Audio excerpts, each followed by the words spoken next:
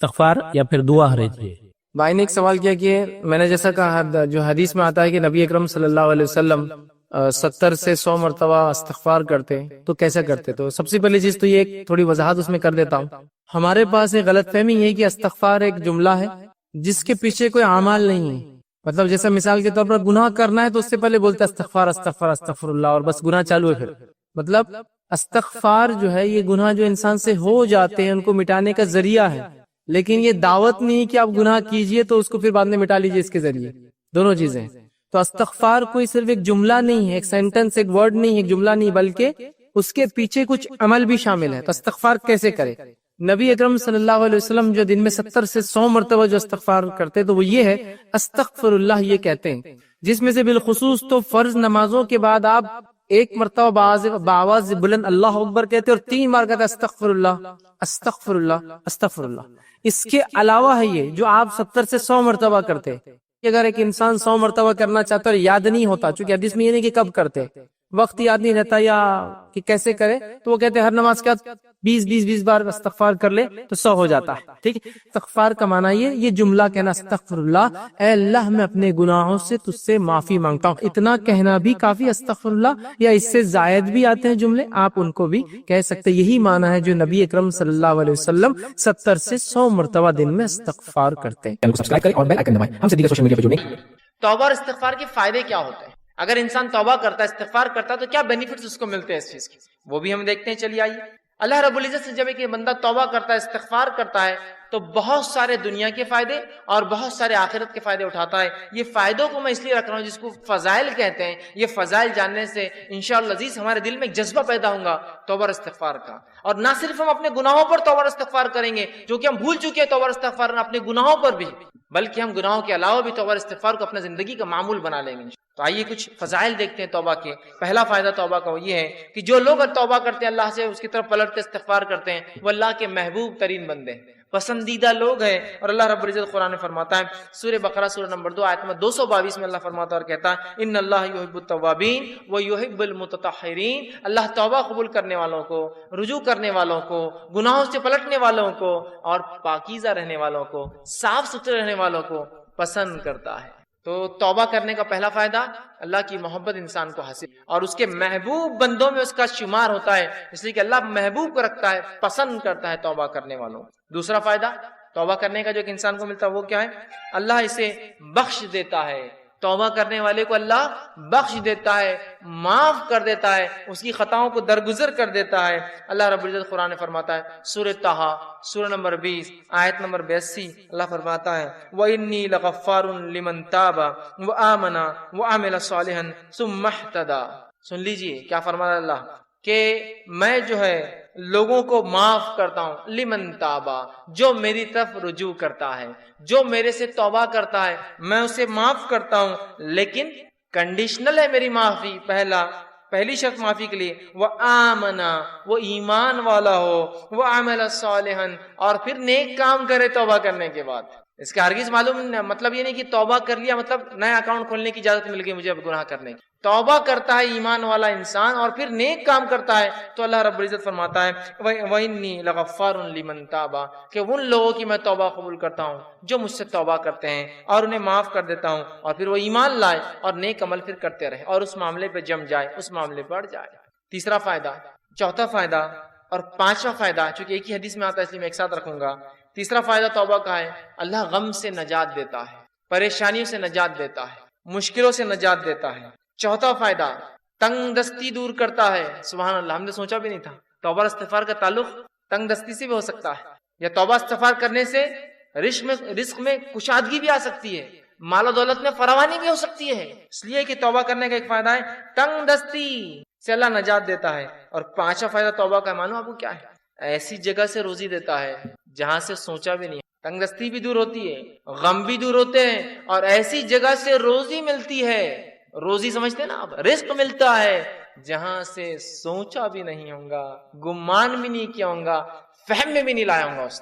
آئیے حدیث اس طرح سے ابو داؤد کی روایت ہے. تینوں فائدے ایک ہی حدیث میں. پہلا، جو شخص استغفار کو لازم پکڑ لیتا ہے، استغفار کو اپنے نفس سے لازم کر لیتا ہے، پکڑتا ہے، تو اللہ تعالیٰ اس کے لیے ہر غم سے نجات کا راستہ نکالتا ہے. ہر غم، سمجھتے ہیں آج کون سا ہے نا جو انسان ہے جو غم زدہ نہیں ہے، پریشان حال نہیں ہے؟ بتائیے مجھے. وہ کہہ سکتا ہے کہ مکمل طور 100% خوش ہوں؟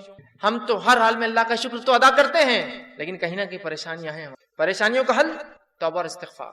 ہم نے تو کبھی سوچا ہی نہیں تھا کہ غم کا علاج بھی استغفار ہو سکتا ہے. ہر غم سے اللہ نجات دیتا ہے استغفار کی بنیاد پہ. اس کی فضیلت یہ ہے. دوسرا، ہر تنگ دستی سے کشادگی کی طرف لے آتا ہے. ہر قسم کی غربت اور تنگ دستی سے نکال کے کشادگی کی طرف لاتا ہے. اور تیسرا، صرف تنگ دستی اور تنگ دستی سے نکال کے کشادگی کی طرف نہیں لاتا ہے، ایسی جگہ سے روزی دیتا ہے جہاں سے اس نے گمان بھی نہ کیا ہو، سوچا بھی نہ ہو. یاد رکھیں، سوچا بھی نہ ہو. کیا فائدے ہیں استغفار اور توبہ. روزی میں برکت، ایسی جگہ سے روزی جہاں سے سوچا نہ ہوگا. ہر غم سے نجات. کوئی کہتا میرے گھر میں بیماری ہے، میں غم زدہ ہوں، استغفار کی کثرت. کوئی کہہ رہا ہے مجھے تنگ دستی ہے، استغفار کی کثرت. کوئی کہہ رہا ہے مجھے جو مال و دولت کی کمی ہے، استغفار کی کثرت کیجیے تو صحیح. آپ دیکھیے اللہ کیسی رحمت ہے. اور کوئی کہے مال و دولت تو ہے، برکت نہیں ہے، استغفار کیجیے، اس لیے کہ اللہ نے مال و دولت کی برکت چھین لی نا آپ کی. رزق میں اضافہ کہاں ہو رہا ہے؟ مال تو تعداد کوانٹٹی وائز بہت ہے، لیکن دل کہاں سکون میں ہے؟ استغفار نہیں کر رہے ہیں. استغفار کی کثرت، استغفار کی کثرت، استغفار کو معمول بنا لیجیے. 3 عظیم فائدے ایک ہی حدیث میں آ رہا ہے استغفار کے. غم سے نجات، تنگ دستی سے کشادگی کی طرف، اور ایسی جگہ سے روزی دیتا ہے جہاں سے سوچا بھی نہ. اسی طرح غم سے نجات کے تعلق سے چھوٹا سا واقعہ رکھ دیتا ہوں صرف آپ کے سامنے، چونکہ ہمارے حالت میں ایسے واقعات ہوتے ہیں، ہمارے ماحول میں اس لیے رکھ رہا ہوں کہ نبی اکرم صلی اللہ علیہ وسلم کے پاس ایک صحابہ اور ایک صحابی آئے جن کے بیٹے کو گرفتار دشمنوں نے پکڑ لیا. اور نہ صرف پکڑا، خبر ملی کہ بہت مضبوط زنجیروں کے اندر اس کے پیر باندھ دیے. وائے اور کہا اللہ کے رسول صلی اللہ علیہ وسلم، دشمنوں نے جو ہے ہمارے بچے کو پکڑ لیا، آپ کچھ بتائیے کیا کیا جائے، کیا کرا جائے کہ ہمارا جو ہے بچہ واپس آ جائے، میرا بیٹا جو ہے واپس آ جائے، وہ ماں اور باپ دونوں آئے. اللہ کے رسول صلی اللہ علیہ وسلم نے کہا استغفار کی کثرت، استغفار کرو. وہ کہتے ہیں کہ وہ دونوں گھر گئے، استغفار کی خوب کثرت. اور ان کے بیٹے کہتے ہیں کہ جب میں بیڑیوں میں جکڑا تھا، اچانک ایسا ہوا کہ میری پیروں کی دونوں بیڑیاں ٹوٹ گئی. اچانک رات میں دونوں بیڑیاں ٹوٹ گئی. جب بیڑیاں ٹوٹ گئی تو میں پریشان ہو گئی، یہ کیا ہوا؟ لوہے کی زنجیریں تھی وہ بیڑیاں بولتے لوہے کی موٹی موٹی زنجیروں میں جب قیدی کو قید کیا جاتا ہے جو آسانی سے نہیں ٹوٹتی، یاد رکھیے. ٹوٹ گئی، میں پریشان ہوا. اور ایک اونٹ میں نے پکڑا، وہ ایک اونٹنی میں نے لی، اس پر سوار ہوا اور بھاگنے لگا. جب میں اس اونٹنی پر بیٹھ کر بھاگنے لگا تو سارے اونٹ باڑے کے نکل کے میرے پیچھے بھاگنے لگے. اب چونکہ مجھے تو جان بچانے تھی، میں نکل گیا اور پورے اونٹ بھی پیچھے بھاگنے لگے. اور اس کے بعد وہ اپنے گھر آئے، والدین خوش ہو اٹھے، والدین سے ملاقات کی اور اللہ کے رسول کے پاس اس بچے کو لے کر اللہ کے رسول ہمارا بیٹا گھر واپس آ گیا ہے. استغفار کی برکت دیکھی، بچہ واپس آ گیا. ہر غم تھا نا بیٹے کے گمنے کا، اللہ نجات دیتی، بیٹا واپس دے دیا. پھر کہا اللہ کے رسول اب یہ اونٹوں کو کیا کرے؟ چونکہ بھاگنے کے لیے میں نے دشمن کی اونٹنی لے لی تھی نا، جان بچانے کے لیے جو اونٹنی لی گئی تھی ان کی نہیں تھی، دشمن کی تھی. اور کہا وہ ایک نہیں، وہ اونٹنی کی وجہ سے کئی اونٹ پیچھے آ گئے میرے. تو اللہ کے رسول نے کہا یہ رزق ہے جو اللہ نے تمہیں دیا بغیر سوچے کہ، مطلب ایسی جگہ سے دیا جو تم استعمال کرو ان اونٹیوں کو اور ان اونٹوں کو، اور ان کو سارے اونٹ دے دیے. دیکھیے نا، ایک تو نجات ملی استغفار سے، اور دوسرا رزق بھی مل گیا جہاں سے سوچا بھی نہیں تھا. دشمن کا رزق، مطلب دشمن کے پاس کی چیز گھر آ گئی اپنے. کتنے فائدے نا استغفار کے. آئیے استغفار کے اور فائدے سن. 6، 7، 8 اور 9 فائدہ ایک ہی آیت کے اندر آتا ہے، اس لیے 4 فائدے رکھ رہا ہوں. 6 فائدہ، بہترین اللہ موسلا دار بارش برساتا ہے استغفار کی کثرت سے. اسی طرح مال میں اضافہ کرتا ہے اللہ جو ہے استغفار کی کثرت سے اور توبہ کی کثرت سے. اولاد میں ترقی دیتا ہے اللہ استغفار اور توبہ کی کثرت سے. اور باغات اور نہریں نکال دیتا ہے، رزق کے ذریعے بنا دیتا ہے استغفار کی کثرت سے. اللہ رب العزت نے سورہ نوح سورہ نمبر 71 آیت نمبر 10، 11 اور 12 میں فرمایا اور کہا نوح علیہ السلام نے اپنی قوم کو دعوت دی، اور دعوت دیتے وقت وہ انہیں کیا کہہ رہے سنیے. وہ کہتے ہیں قلت استغفروا ربکم انہ کان غفارا، اے میری قوم اپنے رب سے استغفار کرو اپنے گناہوں کے لیے، تم شرک جیسی برے جرم میں جو ہے پھنسے ہوئے ہو، اپنے رب سے معافی مانگو جو انہ کان غفارا، تمہارا رب ہمارا رب ضرور ہمیں معاف کرے گا اس گناہ کے لیے بھی اور تمام چیزوں کے لیے.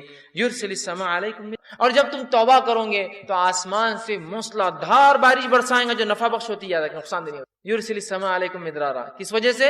ایمان لانے کے بعد اگر استغفار کرو گے تو آسمان سے بہترین موسلا دھار بارش برسائیں گا. پھر فرمایا وَيُمْدِدْكُمْ بِأَمْوَالٍ وَبَنِينَ، اور تمہیں مال میں، دیکھیے مال کا سیدھا لفظ ہے، رزق کا لفظ ہے، رزق میں مال اولاد سب آتا ہے.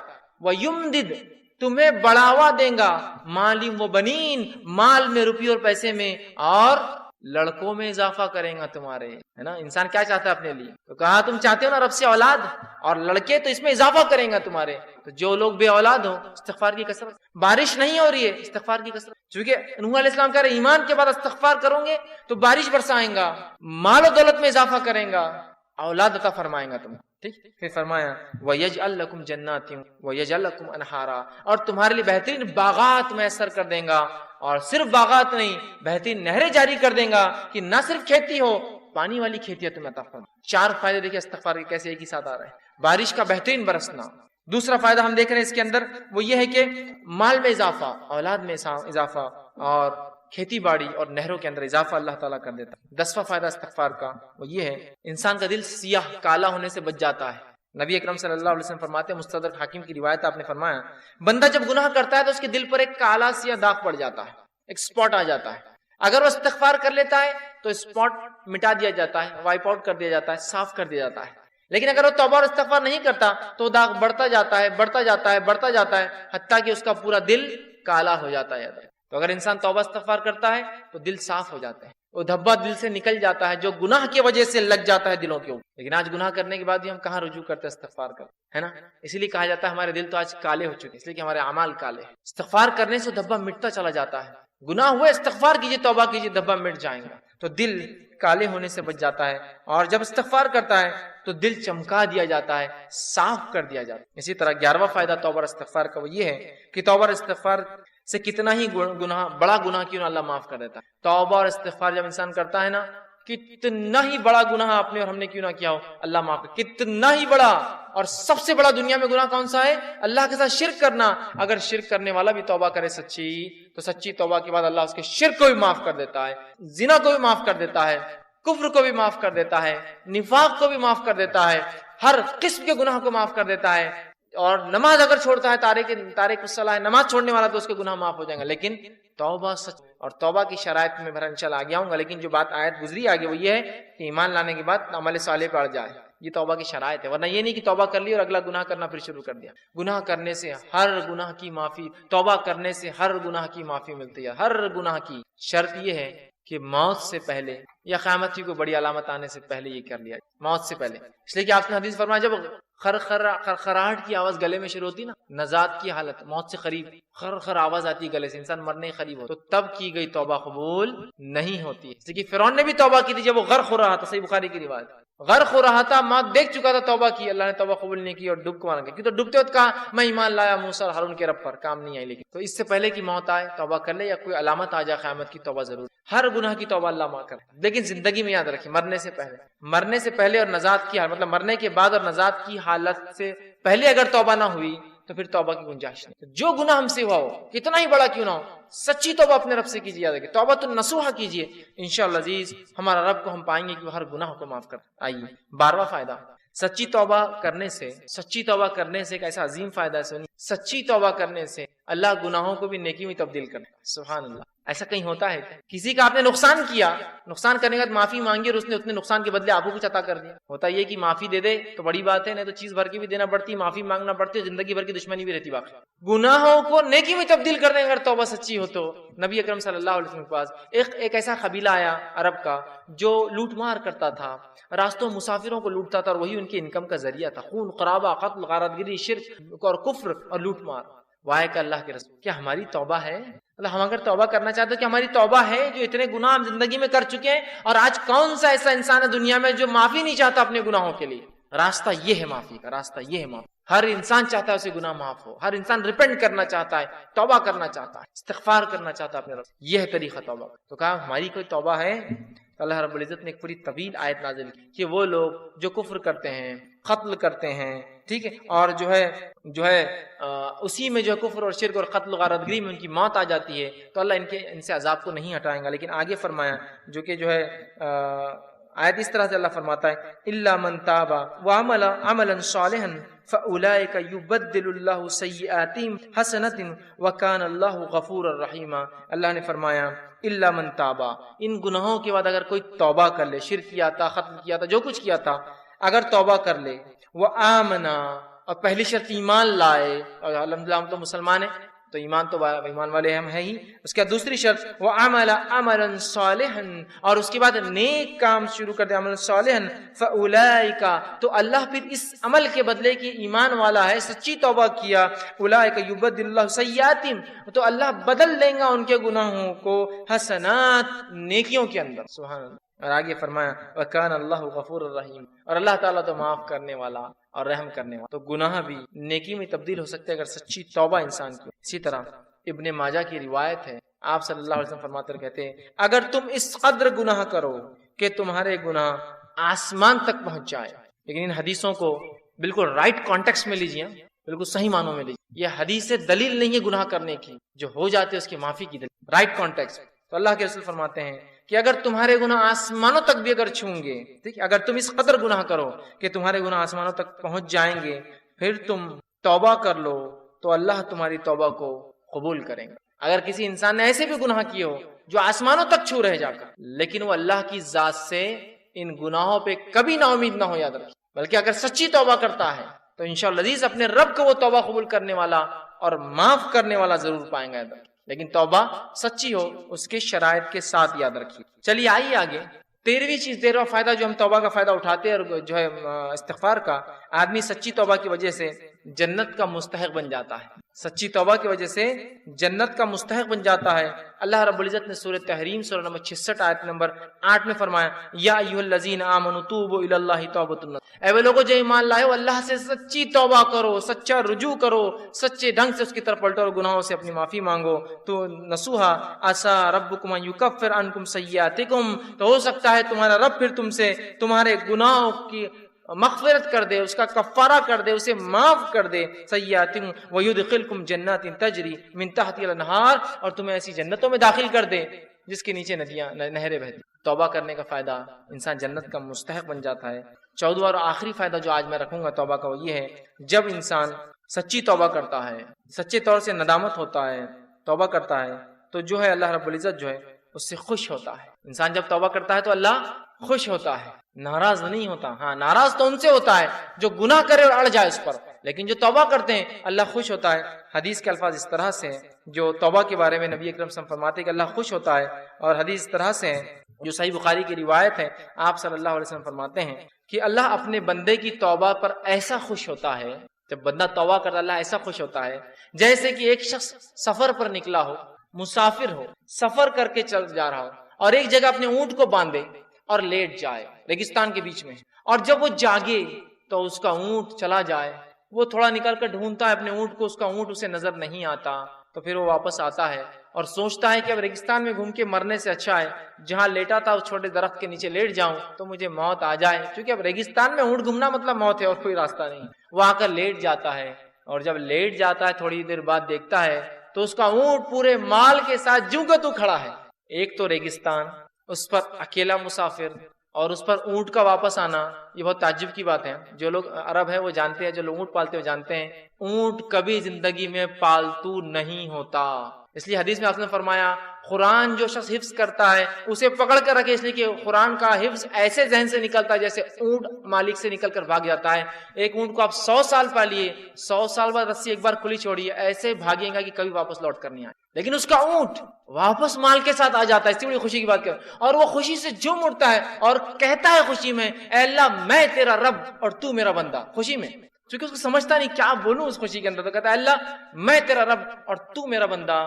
اس آدمی سے بھی زیادہ اللہ خوش ہوتا ہے جب کوئی شخص توبہ کرتا ہے، اس آدمی سے بھی زیادہ اللہ خوش ہوتا ہے جب کوئی شخص توبہ کرتا ہے۔ دیکھ رہے ہیں آپ توبہ کیا فضیلت، اللہ خوش ہوتا ہے توبہ کرنے والوں سے، اور بہت ناراض اور غضبناک ہوتا ہے، عذاب نازل کرتا ہے جو گناہوں پہ گناہ کرتے ہیں۔ اور انسان ہونے کے ناطے کیا گناہ ہم سے نہیں ہوتے، کیا گناہ نہیں ہوتے ہماری آنکھوں سے، ہمارے ہاتھ سے، ہماری زبان سے، ہمارے کانوں سے، ہمارے جسم سے، لیکن رب سے ہم فوراً کر لیں استغفر اللہ استغفر اللہ، پتہ نہیں کیا ہو گیا، کوئی چیز نقصان پہنچ گیا، کسی جانور کو نقصان پہنچ گیا، کسی انسان کو پہنچ گیا ہوں، میں نہیں جانتا ہوں، میری گاڑی کہیں کھڑی تھی کسی کو تکلیف ہو گئی ہوں گی، استغفار کا ورد کر رہا ہوں استغفر اللہ، ہو گیا گناہ معاف۔ آئندہ وہ غلطی نہیں کرنا چاہیے، لیکن انون ہم کو نہیں پتا ہم سے کیا ہو رہا ہے، کتنی خطائیں غلطیاں ہو جاتی ہیں، بس ورد کرتے رہیے، اپنے ایک معمول بنا لے ہم۔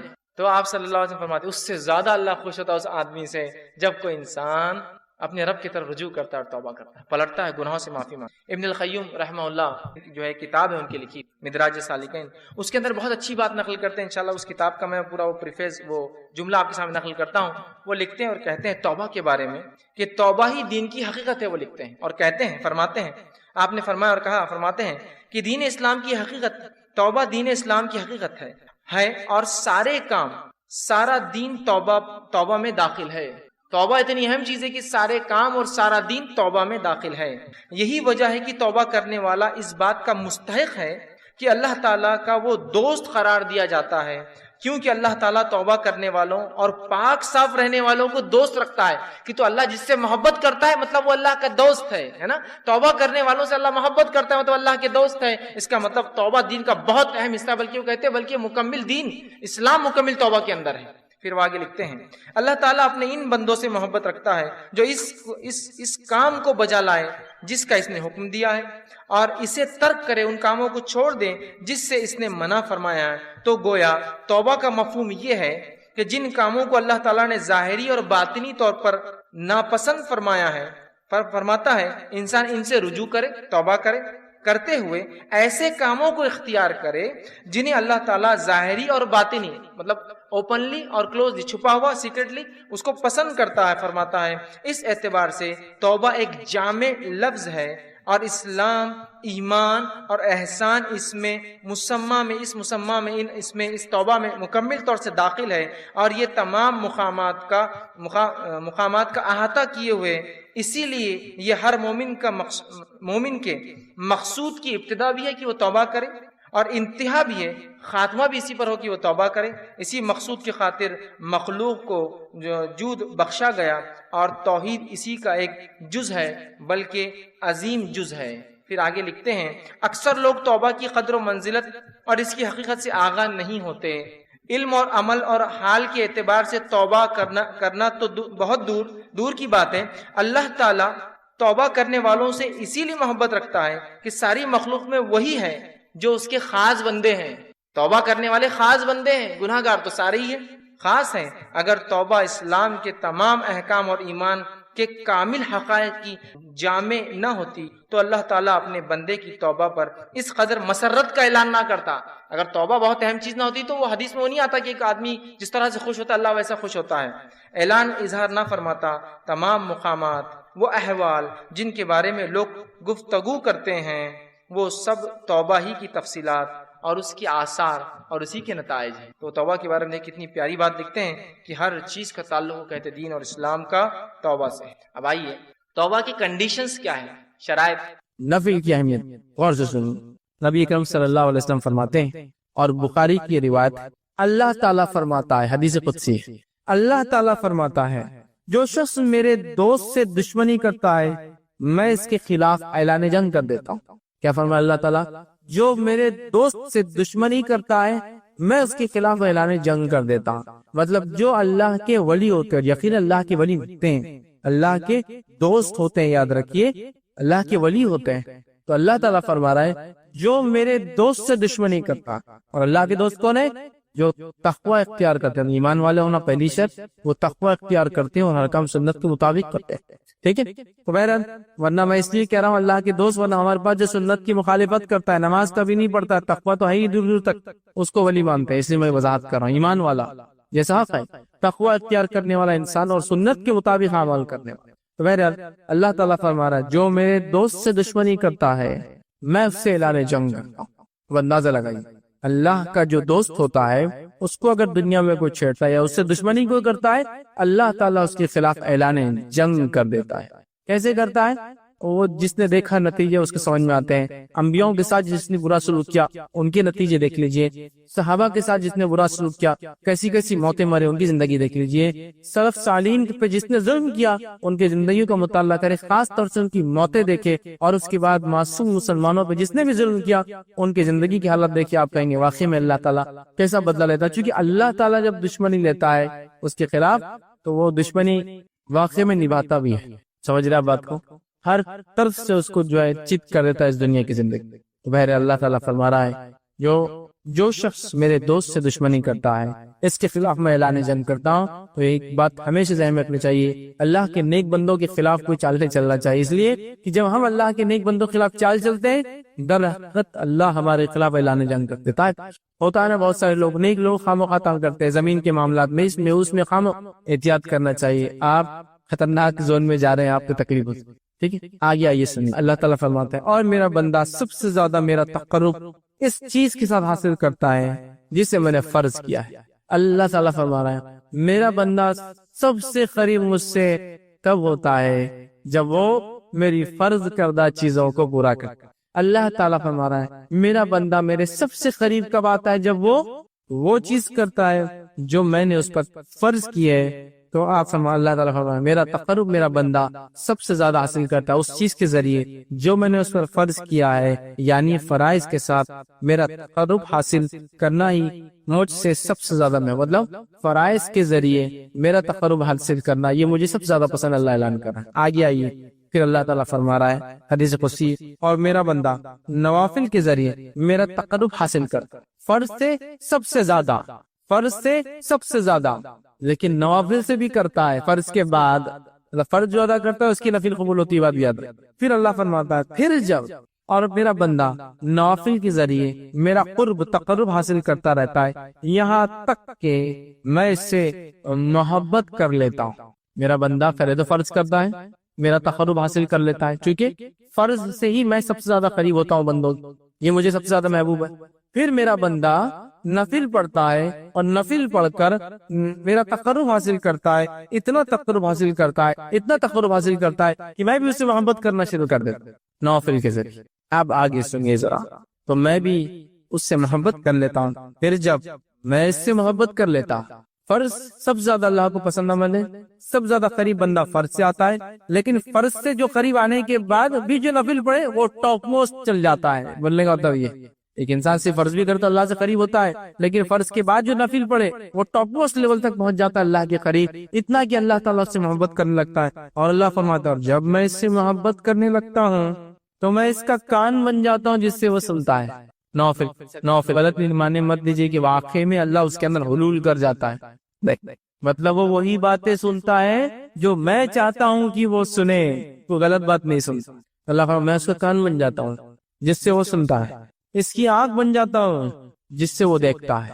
نوفل اس کی آنکھ بن جاتا ہوں جس سے وہ دیکھتا ہے۔ عثمان ابن عفان رضی اللہ عنہ فرمایا کرتے تھے کہ مومن کی فراست اس کی نظروں سے بچا کرو، اس لیے کہ مومن جو ہوتا ہے نا اس کی آنکھوں سے چیزوں کو پہچان لیتا ہے۔ بہت سارے سلف کے واقعات ہیں، لوگوں کو چہروں کو ان کے حالات دیکھ کر پہچان لیتے تھے کیا پرابلمس ہیں، اس لیے نہیں کہ ان کو غائب کا نعوذ باللہ، لیکن اللہ تعالیٰ نے ان کو وہ صلاحیت دے دی تھی۔ ہوتا ہے نا لوگ بولتے رہے ڈاکٹر ہاتھ لگا دے تشخیص کر لیتا ہے، چہرہ دیکھتے انہوں نے پہچان لیا کیا ہوگا، یا سوال کرتے دیکھو جواب وہی آیا جو سوال تھا، حالانکہ اس میں یہ بات نہیں کہی گئی تھی۔ یہ ساری چیزیں ہوتی، ٹھیک ہے۔ تو یہاں دیکھیے اللہ کے رسول صلی اللہ علیہ وسلم کیا فرما رہے ہیں کہ اللہ تعالیٰ فرما رہا ہے میں اس کی آنکھ بن جاتا ہوں جس سے وہ دیکھتا ہے، اس کا ہاتھ بن جاتا ہوں جس کے ذریعے وہ پکڑتا ہے، مطلب وہی دیکھتا ہے جو اللہ چاہتا ہے، وہی سنتا ہے جو اللہ چاہتا ہے، وہی پکڑتا ہے جو اللہ چاہتا ہے۔ مطلب مومن ہر وہ کام نفل کے ذریعے اللہ سے محبت حاصل کر کے اللہ اس کے ریٹرن میں اس کو ہر وہ چیز کرواتا ہے جو اس کا رب اس سے صرف پسند کرتا ہے، اس کے علاوہ نہ کچھ سنتا ہے، نہ کچھ دیکھتا ہے، نہ کچھ پکڑتا ہے۔ تو میں اس کا ہاتھ بن جاتا ہوں جس کے ذریعے وہ پکڑتا ہے، اور اس کا پاؤں بن جاتا ہوں جس کے ذریعے وہ چلتا ہے۔ مطلب مومن چلیں گا بھی تو سیدھے راستے پر، کیونکہ اب وہ غلط راستے پر نہیں جائیں گا، چونکہ نفل کے ذریعے وہ اللہ کی محبت حاصل کر چکا ہے۔ اللہ کی محبت جو بندہ حاصل کر لیتا ہے اس کا رب کا فضل اس پہ یہ ہوتا ہے کہ ہر وہ کام کرتا ہے جو اس کا رب چاہتا ہے، اس کے علاوہ وہ کچھ نہیں کرتا۔ یہاں جو ہے اس سے وہ چلتا ہے، ان تمام اعضاء کو اپنی اطاعت میں لگا دیتا ہے، اور اگر وہ مجھ سے سوال کرتا ہے تو میں ضرور بھی ضرور اس کو عطا کرتا ہوں، اگر وہ مجھ سے سوال کرتا ہے تو میں ضرور بھی ضرور اس کو عطا کرتا ہوں۔ نوفل ضرور بھی ضرور عطا کرتا ہوں اگر وہ مجھ سے سوال کرتا ہے۔ کون سا بندہ؟ فرائض کے بعد نفل کا اہتمام کر کے رب سے محبت حاصل کر لینے والا بندہ، دیکھتا ہے تو وہی جو اس کا رب چاہتا ہے، سنتا ہے وہی جو اس کا رب چاہتا ہے، پکڑتا ہے وہی جو اس کا رب چاہتا ہے، چلتا ہے اسی راہ پر جس پہ رب چاہتا ہے، اور جب وہ مانگتا ہے تو اس کا رب اس کی جو ہے ضرور بھی ضرور اس کو عطا کر دیتا ہے۔ اور اگر وہ میری پناہ طلب کرے تو میں یقیناً اس کو پناہ دے دیتا ہوں، اور اگر وہ میری پناہ طلب کرتا ہے، دعا میں خاص دعا یاد رکھی، پناہ مانگنا مصیبت کے وقت، تو اگر وہ میری پناہ مانگتا ہے تو میں اسے پناہ دے دیتا ہوں۔ سبحان اللہ، کتنے بڑے بڑے فضائل ہے نفل کو ادا کرنے، کتنے بڑے بڑے فضائل، اندازہ لگائی ہے نا۔ اللہ کو سب سے زیادہ محبوب عمل لیکن کون سا ہے؟ نوافل ہے، یاد رکھی، فرض نماز، مال میں فرض عبادت زکوٰۃ ہے نا، اس کے بعد اللہ تعالیٰ نے رمضان کے ایک مہینے کے روزے، اس کے بعد حج، سب سے زیادہ محبوب عمل۔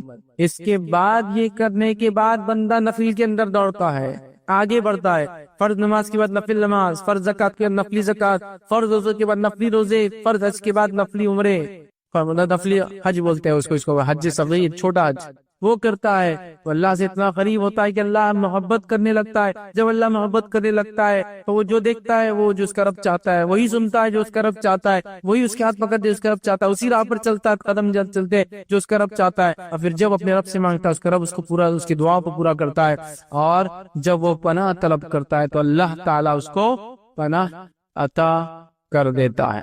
نوفل میں سمجھتا ہوں بہت بڑے بڑے فضائل، بخاری کی روایت تھی، ہمیں پتہ چلے اس کے اندر کہ نفلی نماز کے ادا کرنے سے جو ہوتے ہیں، جس میں سب سے اہم چیز جو پتہ چلی وہ یہ ہے کہ بندہ اللہ سے قریب ہو جاتا ہے، اتنا قریب کی ہر چیز جو اس کا رب چاہتا ہے وہی وہ کرتا ہے، اس سے ہٹ کر نہ کوئی چیز سنتا ہے، نہ دیکھتا ہے، نہ پکڑتا ہے، نہ اس راہ پر چلتا ہے۔ ہم میں سے حسد چاہتا ہے ہم نیک بنے، اور پتہ نہیں لوگوں نے ولایت حاصل کرنے کی کون کون سے ذریعے بنانی، اور یہ اللہ کے ولی ہے، کیونکہ شروع میں اللہ نے کیا کہتا کہ اللہ کے رسول صلی اللہ علیہ وسلم اللہ تعالیٰ فرماتا جو شخص میرے دوست سے دشمنی کرتا ہے میں اس سے اعلان جنگ کرتا ہوں، اور پھر آگے اس کی بات صفت دوست کون ہے، فرائض کے ذریعے نزدیک پہنچتا ہے، نفل کر کے اللہ کا قرب اور محبت حاصل کر لیتا ہے، پھر نفل حاصل کر کے پھر وہ جو مانگتا اللہ پوری کر دیتا ہے، جب پناہ مانگتا اللہ پناہ دے دیتا۔ نوفل چاہتے ہیں اور نیک بنے، ہم سب چاہتے ہیں اللہ ہماری دعاؤں کو قبول کرے، ہم سب چاہتے ہیں کہ جب ہم اللہ سے جو مانگے اللہ دے دے، ہمیں بھی پھر اللہ تعالیٰ کو پہلے راضی کرنا۔ ہمارے دنیا کے اندر تو پتہ نہیں کتنی چاپلوسیاں لوگوں کو کرنا پڑتی چھوٹے چھوٹے کام نکالنے کے لیے، ہاں کتنی چاپلوسیاں کرنا پڑتی ہے۔ اللہ تعالیٰ آپ سے چاپلوسی نہیں چاہتا، اخلاص چاہتا ہے۔ چاپلوسی میں کیا ہوتا ہے؟ اخلاص نہیں ہوتا، اخلاص چاہتا ہے، اخلاص کے ساتھ فرض عبادت اور نفل میں اضافہ کرو، اللہ تعالیٰ ہم کو دیں گا۔ بہت سے لوگ بولتے ہیں ارے یہ کیا بات ہوئی، کیا اللہ تعالیٰ دیں گا تو اس کا مطلب یہ ہے کہ ہم کو کوشش نہ کریں۔ کوشش کرنا ہے، لیکن تم لاکھ کوشش کرنے کے بعد بھی حاصل نہیں کر پاتے ہو نا چیزوں کو، لیکن جب اللہ کو ہم راضی کر لیں گے نا، تھوڑی کوششیں بڑے بڑے کام نکال دیں گے، نوافل کوششیں بڑے بڑے کام نکال دیں گے، اور اس کے بعد بھی اگر کوئی تکلیف آئے پھر وہ اللہ کی طرف سے آزمائش ہے، صبر کے ساتھ استقامت کے ساتھ ڈٹ کر مقابلہ کیجیے، دنیا اور آخرت میں اس سے درجات بلند ہوں گے اور اجر ملیں گے۔ سمجھ رہے بات؟ نوافل سمجھنے کی ضرورت، یہ بات کو سمجھنے کی ضرورت ہے، تو اللہ سے قریب ہونا ہے۔ دنیا میں ہم کام نکالنے کے لیے سب کچھ کرتے ہیں لوگوں سے، اگر ہم چاہتے ہیں کہ ہمارا کام عرش والا کر دے، دنیا کی ساری مصیبت مشکلیں پریشانیاں حل، اور موت کی بعد کی اور آخرت کی تمام چیزیں، تو پھر ہم جو ہے آسمان والے کو راضی کر لیں۔ ہو سکتا ہے دنیا والے ناراض ہو جائے، اس سے کوئی مسئلہ نہیں، لیکن اللہ راضی ہو جائے۔ لیکن ہمارا معاملہ یہ کہ ہم اللہ کو ناراض کرنا چاہتے اور دنیا والوں کو راضی کرنا چاہتے، تو اللہ تعالیٰ بھی پھر انہی کے سامنے ہم کو جھکاتا رہتا ہے۔ نوافل اللہ کے نیک بندوں کی صفت آ گئی، فرائض کا اہتمام کیجیے، فرائض کے اہتمام نفل میں اضافہ کیجیے، دیکھیے اللہ تعالیٰ کہ ہم دوست بن جاتے ہیں، دوست بن جاتے ہیں، ٹھیک ہے؟ تو اس کی ہم کوشش کریں کہ نوافل کو ہم زیادہ زیادہ کریں۔ آئیے استغفار کے کچھ فائدے دیکھ لیتے ہیں، دنیاوی کیا ہوتے ہیں وہ بھی دیکھ لیتے ہیں۔ اللہ رب العزت نے نوح علیہ السلام کی سورہ نوح کے اندر اس حالت کو بیان کیا جب انہوں نے اپنی قوم کو دعوت دی، وہ قوم ایمان نہ لائی، اس کے بعد اب اللہ کی طرف رجوع ہوئے اور اللہ تعالیٰ سے کہا کہ اللہ اس قوم کو ہلاک کر دے۔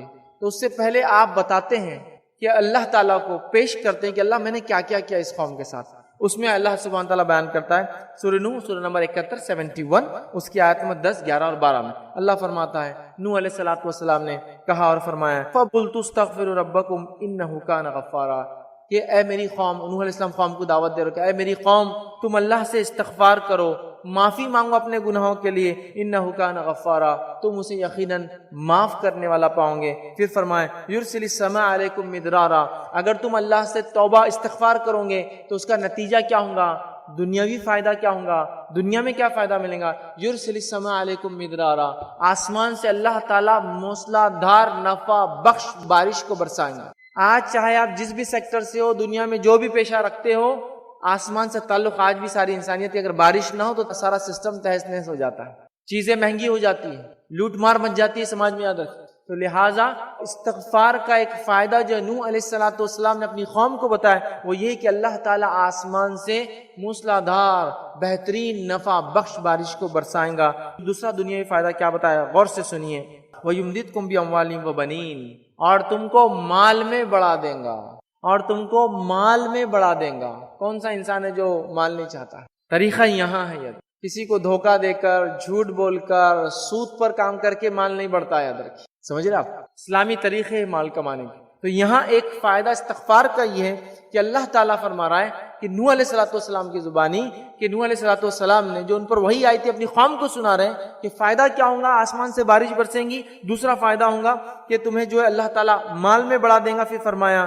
وبنین، اور تمہیں اولاد میں بڑھا دیں گا، تمہیں اولاد میں بڑھا دیں گا۔ پھر آگے فرمایا نوح علیہ السلام نے وَيَجْعَلْ لَكُمْ جَنَّاتٍ وَيَجْعَلْ لَكُمْ أَنْهَارًا، اور تمہارے لیے باغات بنا دیں گا اور اس میں نہریں جاری کر دیں گا۔